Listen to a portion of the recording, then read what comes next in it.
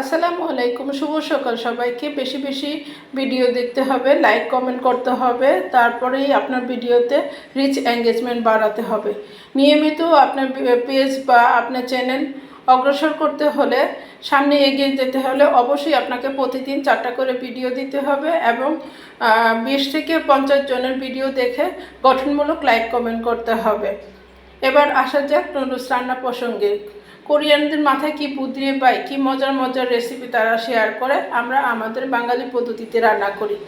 আমি এখানে 3 packet Korean noodles নিয়েছি, যেটা ঝাল এবং স্পাইসি, খেতে খুবই মজা।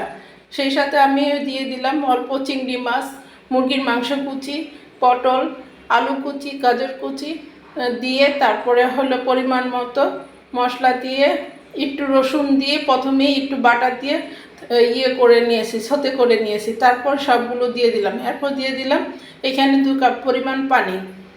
অবশ্যই 2 কাপ পরিমাণ পানি দিবেন। 2 কাপ পরিমাণ পানির মধ্যে আমি 3 প্যাকেট নুডলস নিয়েছি। তারপরে এই যে দেখুন, সুন্দর করে নেড়ে চেড়ে দিয়ে দিবেন। বাস 10 মিনিট পরে হয়ে গেল। নামানোর আগে আপনি আরও বেশি টেস্টি এবং বেশি প্রোটিনের জন্য 2টো ডিম বা 3টা ডিম দিয়ে দিতে পারেন আপনার টেস্ট অনুযায়ী। হয়ে গেল মজাদার স্বাদের দারুণ গরম গরম কোরিয়ান নুডলস। কে কে খান কমেন্টে জানাবেন।